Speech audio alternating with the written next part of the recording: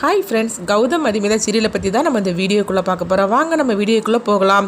அபிஷேக்கோட ஆளுங்க வந்து மதுமிதாவை கடத்தியிருந்தாங்க. அடுத்து பார்த்தோம்னா அபிஷேக்கோடு வராங்கன்னு சொல்லிக்கிட்டு மதுமிதாவோட கண்ணை வந்து கட்டி வச்சுருக்குறாங்க. அப்போ மதுமிதா நினைக்கிறாங்க, இவன் யார் அப்படின்னு சொல்லிட்டு கண்டுபிடிக்கணும், இவன் குரலை வச்சு அப்படின்னு சொல்லி அவங்க நினைக்கவும் அபிஷேக் வந்து குரலை மாற்றி பேசுகிறாங்க.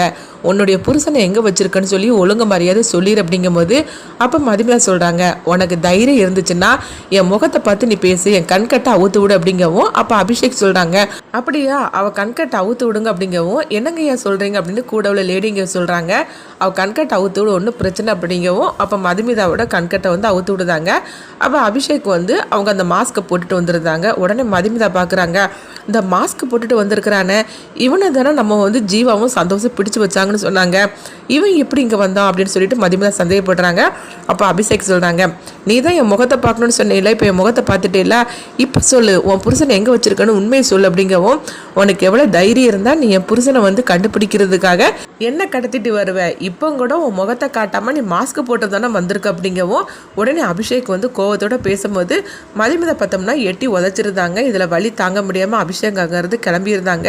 என்னங்க ஆயிடுச்சு அப்படின்னு சொல்லும்போது யாரும் என்கிட்ட பேசாதீங்க, எனக்கு வலி தாங்க முடியல அப்படின்னு சொல்லிட்டு அபிஷேக் வந்து நேராக வீட்டுக்கு வந்துருந்தாங்க.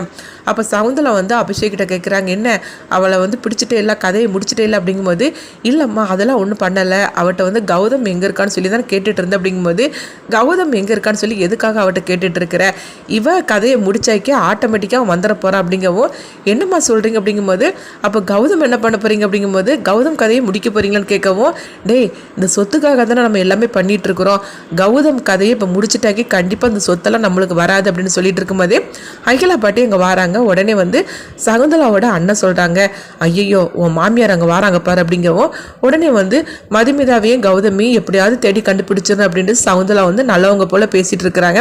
அடுத்து பார்த்தோம்னா அகிலா பாட்டி அவங்க போயிடவும் அவங்க போனதுக்கு அப்புறமா சகுந்தலா வந்து அபிஷேகை போட்டு அவங்க திட்ட ஆரம்பிச்சிருந்தாங்க. மதுமிதாவை பிடிச்சதுமே அவள் கதையை முடிச்சிட்டேன்னு சொல்லிட்டு வருவன்னு பார்த்தாக்கி நீ என்னன்னா இந்த மாதிரிக்கு வந்திருக்கிறீங்க அப்படின்னு சொல்லவும் அப்போ அவள் கதையை முடிச்சிருவாமா அப்படிங்கிறாங்க.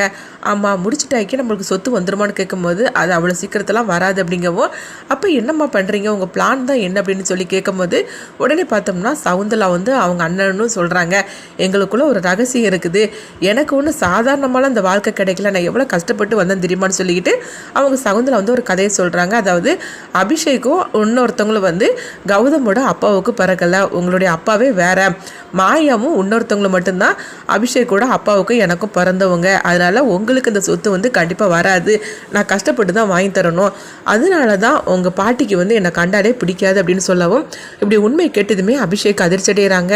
என்னம்மா சொல்கிறீங்க, அப்போ வந்து எனக்கு அப்பா இவங்க கிடையாதுன்னு கேட்கும்போது ஆமாண்டா உங்கள் அப்பா இவர் கிடையாது, உங்கள் ரெண்டு பேருக்கும் அப்பா வேற ஒருத்தராகும் அப்படின்னு சகுந்தலா மறைச்சி வச்சிருந்து அந்த ரகசியத்தை சொல்லியிருந்தாங்க. இப்போ என்னம்மா பண்ணுறதுக்கு அப்படிங்கும்போது நீ உடனே மதுமிதாவை கதையை முடிச்சிரு, அப்போ வந்து கௌதம் வந்துடுவான், அதுக்கப்புறவு நம்ம எப்படியாவது அவங்ககிட்ட சொத்தை எழுதி வாங்கிட்டு அவங்க கதையை முடிச்சிடலாம் அப்படிங்கிறாங்க. உடனே பார்த்தோம்னா அபிஷேக் வந்து மதுமிதாவை பிடிச்சி வச்சிருக்காங்களா அந்த லேடிக்கு வந்து ஃபோன் பண்ணுறாங்க, அவள் கதையை முடிச்சிருங்க அப்படிங்கிறாங்க. என்னங்க சொல்கிறீங்கன்னு கேட்கும்போது ஆமாம் உனக்கு வேண்டிய பணம் வந்து சேரு அப்படிங்கும்போது உடனே அவங்களும் சரி அப்படிங்கிறாங்க. உன் கதையை முடிக்க சொல்லிட்டான் அப்படின்னு சொல்லும்போது உடனே மதுமிதாவை வந்து பார்த்தோம்னா அவங்க கை காலில் கட்டியிருந்த கயிறெல்லாம் கலட்டுறாங்க. அப்போ மதுமிதா வந்து அங்கேருந்து தப்பிச்சு ஓடுறாங்க. இங்கே பார்த்தோம்னா மதுமிதாவோட அப்பா அம்மாவை தான் காட்டுறாங்க. அப்போ ஜீவாவும் சந்தோஷம் அங்கே வந்துடுவோம், என் பொண்ணுக்கு என்ன ஆச்சுது, என் மாப்பிள்ளை எங்கே இருக்காருன்னு தெரியல அப்படிங்கும்போது அப்போ உடனே சந்தோஷம் சொல்கிறாங்க, அந்த வீட்டில் உள்ளவங்க தான் இதெல்லாம் பண்ணிட்டு இருக்காங்க அப்படிங்கவும் இதை கேட்டதுமே ரேணுகா ஆள ஆரம்பிச்சிருந்தாங்க. என்ன சொல்கிறீங்க, அப்போ கௌதம் மாப்பிள்ளைக்கு எதிரியே இந்த வீட்டில் தான் இருக்காங்களா அப்படின்னு கேட்கும்போது ஆமாம் அப்படின்னு சந்தோஷம் சொல்கிறாங்க. எனக்கு ரொம்ப நாளாகவே இந்த சந்தேகம் இருந்துட்டு தான் இருந்தது, ஆனால் இப்போ ஒரு முடிவுக்கு வந்துருச்சு அப்படிங்கும்போது யார் தான் இது பண்ணியிருப்பாங்க அப்படிங்கும்போது வேற யாரும் கிடையாது, அந்த அபிஷேக் தான் அப்படிங்கிறாங்க. இது கேட்டதுமே ரேணுகாவும் உங்கள் கணவரை அழ ஆரம்பிச்சிருந்தாங்க. எனக்கு எப்படியாவது என் பொண்ணை கண்டுபிடிச்சி கொடுங்க அப்படின்னு சொல்லிட்டு அழுதுட்டு இருக்கிறாங்க. எங்கே பார்த்தோம்னா மதுமிதா தப்பிச்சு ஓடவும் அந்த லேடிங்க வந்து அவங்க பின்னாடியும் வந்து துரத்திக்கிட்டு வராங்க. அப்போ அபிஷேக் வந்து அவங்க சகுந்தலாட்ட சொல்கிறாங்க, அம்மா நம்ம ரொம்ப நாளாக போட்ட திட்டம் வந்து இப்போ நடக்க போதுமான்னு கொஞ்ச நேரத்தில் அவள் கதை முடிஞ்சிடும், அதை நம்ம லைவாகவே பார்க்கலாமா அப்படின்னு சொல்லவும் சகுந்தலாவும் அவங்க அண்ணனும் ரொம்பவே சந்தோஷப்பட்டுட்டு இருக்கிறாங்க. அப்போ அகிலா பாட்டியை தான் காட்டுறாங்க. அகிலா பாட்டிக்கு வந்து ஏதோ ஒரு சந்தேகம் வருது, இவங்க 3 பேரும் பேசுகிறத பற்றி ஏதோ ஒரு திட்டத்தை போடுற மாதிரிக்கு தெரியுது, மதுமிதாவுக்கு ஏதாவது ஆபத்து வந்திருக்குமோ, நம்ம ஃபோன் பண்ணி பார்க்கலாமா அப்படின்னு சொல்லி நினைக்கிறாங்க. சரி வேண்டாம் நம்ம ஃபோன் பண்ண வேண்டாம், மதுமிதாவே நம்மளுக்கு ஃபோன் பண்ணுவா, நம்ம இப்போ தேவையில்லாமல் ஃபோன் பண்ணுனா அவளுக்கு பிரச்சனையாக முடிஞ்சிடக்கூடாது அப்படின்னு சொல்லிட்டு அகிலா பாட்டி நினைக்கிறாங்க. அடுத்து பார்த்தோம்னா சவுந்தரா சொல்கிறாங்க, எப்படி இருந்தாலும் சரிதான், அந்த கௌதம் எங்கே இருக்கான்னு சொல்லிட்டு உங்கள் பாட்டிக்கு நல்லாவே தெரியும். ஆனால் கண்டிப்பாக உங்கள் பாட்டி சொல்ல மாட்டாங்க.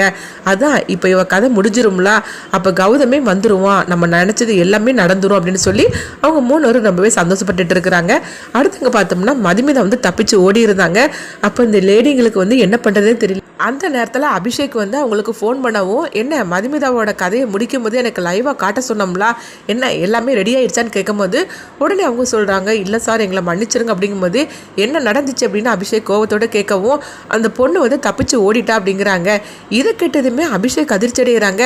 அவளை எப்படி தப்பிக்க விட்டீங்க அப்படின்னு சொல்லி கேட்கும்போது உடனே வந்து அவங்க நடந்தது சொல்கிறாங்க. இது கேட்டதுமே வந்து அபிஷேக் வந்து அவங்கள போட்டு திட்ட ஆரம்பிச்சிருந்தாங்க. இப்போ சவுந்தரா கேட்குறாங்க, என்னாச்சு அபிஷேக் அப்படிங்கும்போது, அம்மா அவள் தப்பிச்சு ஓடிட்டா அப்படிங்கிறாங்க. பாத்தியாடா, இதுதான் நான் அப்பமே உன் கையில கிடைச்சதுமே கதையை முடிக்க சொன்னேன். ஆனா இந்த மாதிரிக்கு அவளை கையில கிடைச்சவளை கோட்டை விட்டுட்டு வந்து நிக்கிறியே அப்படின்னு சவுந்தரா வந்து அபிஷேக் போட்டு திட்டிட்டு இருக்கிறாங்க. அடுத்து பார்த்தோம்னா மதுமிதா வந்து கௌதம பார்க்கறதுக்காக போறாங்க. அடுத்து என்ன நடக்குன்னு சொல்லிட்டு நீங்க நினைச்சீங்கன்னா உங்க கருத்துக்களை கமெண்ட் பாக்ஸ்ல கமெண்ட் பண்ணுங்க. நம்ம இன்னொரு வீடியோ சந்திப்போம்.